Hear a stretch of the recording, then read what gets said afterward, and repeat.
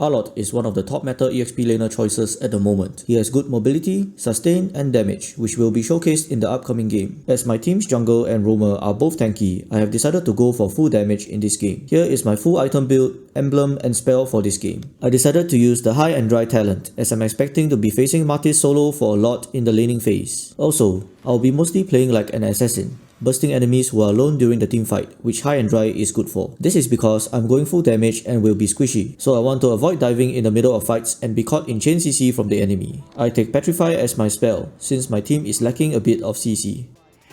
Whenever I play on either of the side lanes, I will try to help my jungler with the buff for a short while during the start of the game, since the lane minions will take some time to reach the lane. It also helps to interrupt invading enemies like this Franco here.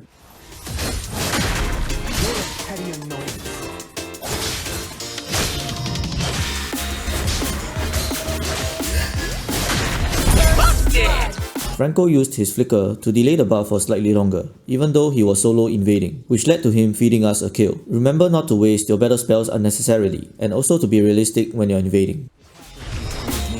You can use this simple combo for harassing enemies and to heal for a bit. Start with skill 2 on a marked enemy, skill 1 and then skill 2 again. But do gauge the situation, as doing this combo does leave you near the enemy at the end of the combo. I chained in Petrify in this combo as I thought I could finish Martis off, but he did well to escape.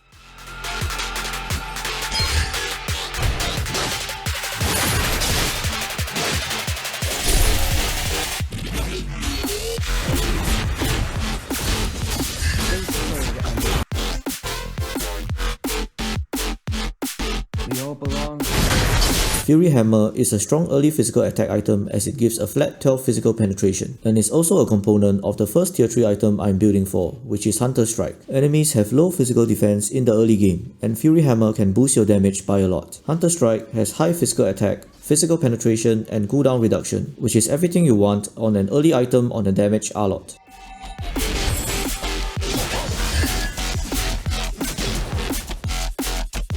I noticed that my team is fighting at the Turtle Pit, and Martis is probably heading there.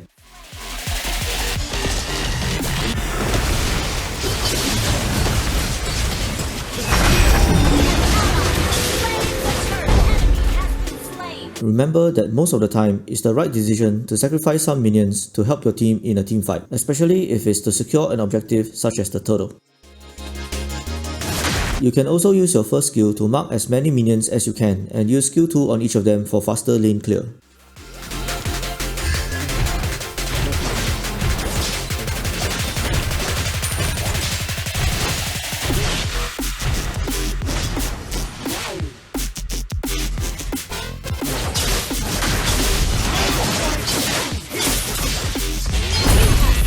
Arlott's full combo is quite painful, and Martis clearly underestimated the damage here.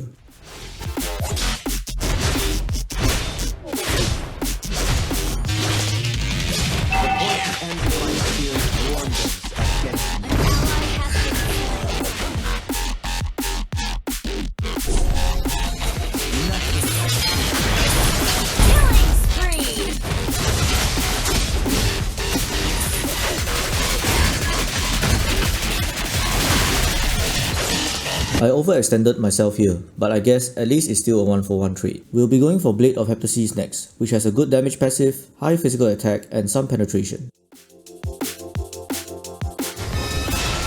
I noticed that there may be a fight breaking out in mid soon, and the top lane turret is not at risk for now, so let's go there in case our team needs help.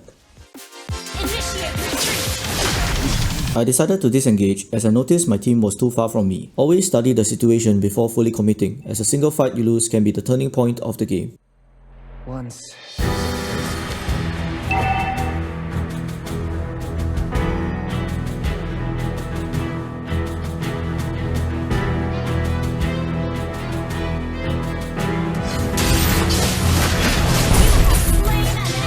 Well played, Valentina. Remember guys, a real man always hides in the bush. Our team is fighting all the way down bottom at the Turtle Pit. It'll be too late even if we go down right now. So let's put as much pressure on this lane as we can and hope our team wins their fight. Focusing on KDA does not win you games. You don't have to go for every fight. Lane pressure and lane management is also very important if you want to win more games, especially as an XP laner.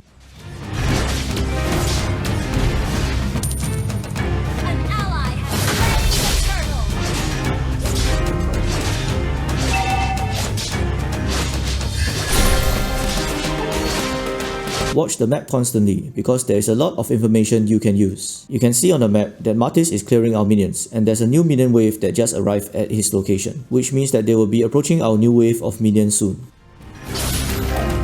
You can use this information to plan your next move and more efficiently manage your lane. You can also improve your rotations by knowing the timings of minion waves, jungle spawns and turret timers, which I have covered in my timing video. The link will be in the description, so check it out if you haven't. A fight is going to break out at bot soon. Let's go to mid at least, so we can provide assistance if needed.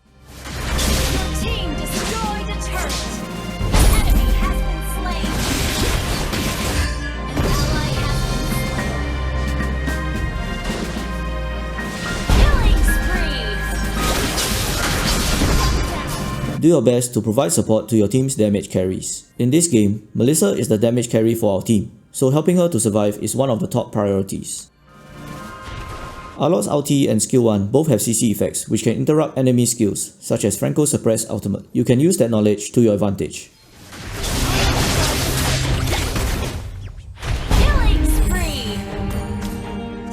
I believe we have sufficient damage now, so I want to build some defense. Since we are so ahead, I think it's okay to build a defense item which is a bit more utility. I really like Brute Force Breastplate for extra mobility, and it also provides both physical and magic defense. Alott can also trigger the stacks easily during his combos.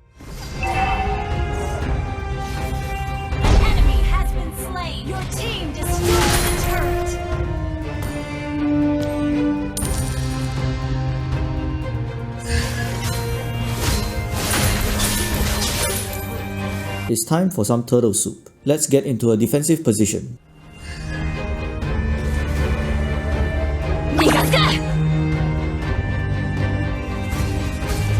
Our enemies revealed themselves on the map and they don't seem to be interested in contesting, so let's speed things up a bit.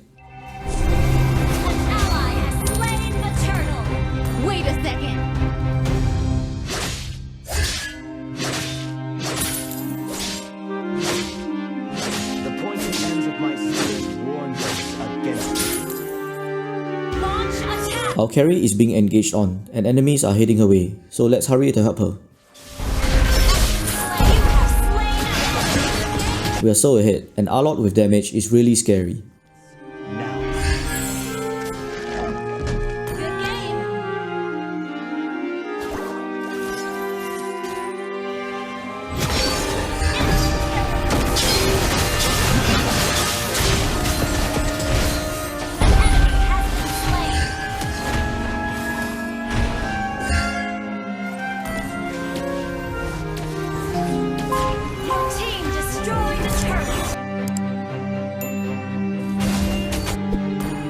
Wait a second.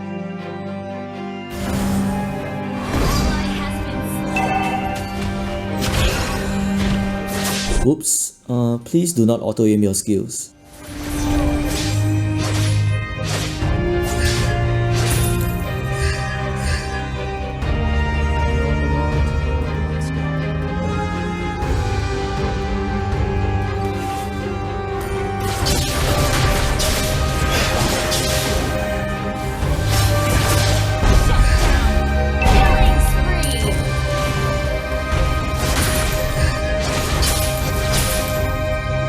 Let's go for Malefic Roar next to prepare for and counter any physical defense the enemies are building.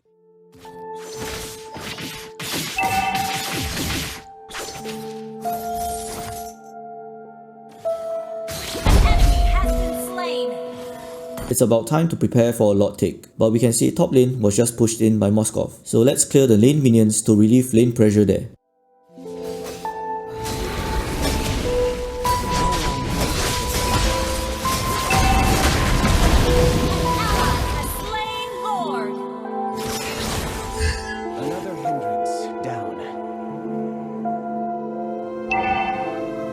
After a lot take, it's always best to sync up minion waves on all 3 lanes. As we can see, Belmont is already at top preparing for this, so we take up position nearby to our carries in case they get engaged on.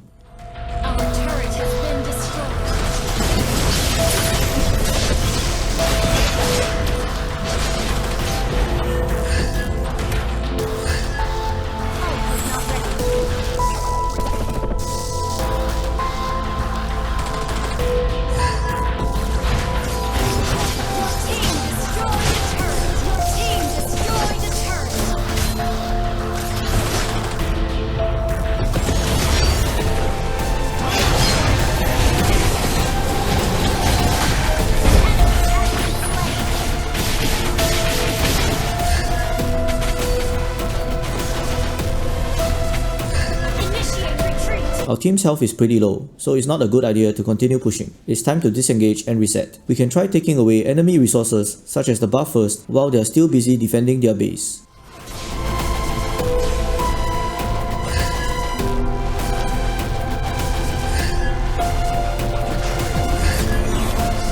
I was thinking of going for Endless Battle, but we'll go for Immortality so we can get a second chance if we die.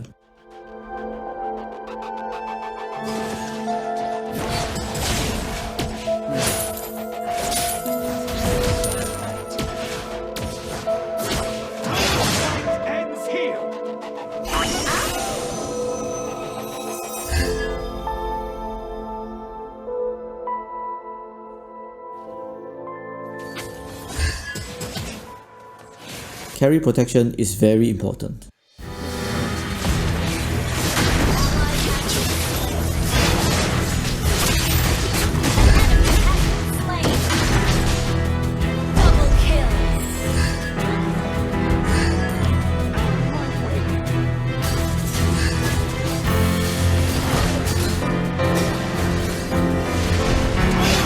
Alot's ultimate has pretty low cooldown at max level, so don't be afraid to use it to try to set up fights in the late game.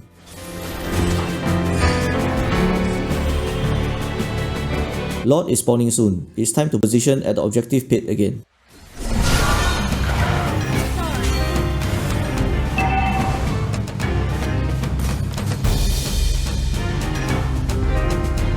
As always, try and sync the lanes for maximum pressure on all lanes, which helps to push down turrets more effectively.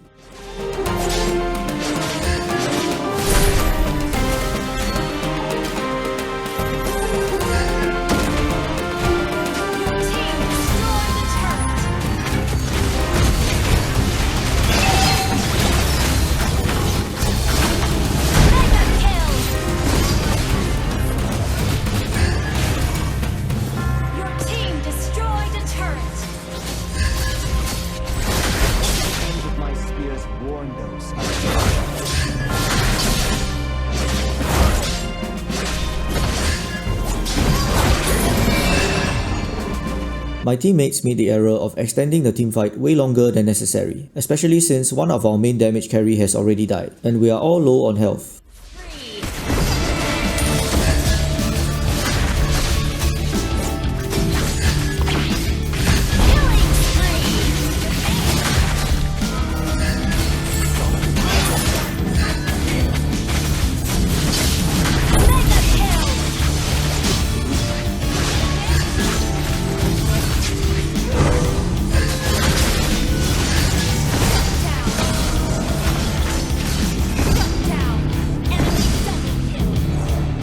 Seems like I also couldn't resist a dirty, sweaty brawl.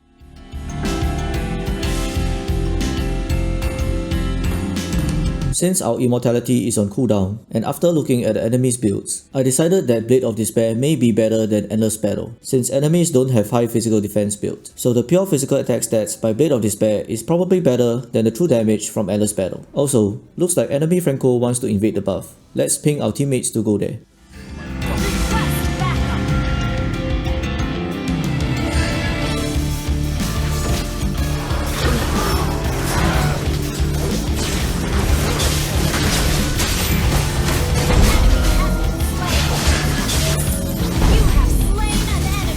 That worked out well. Now the Lord.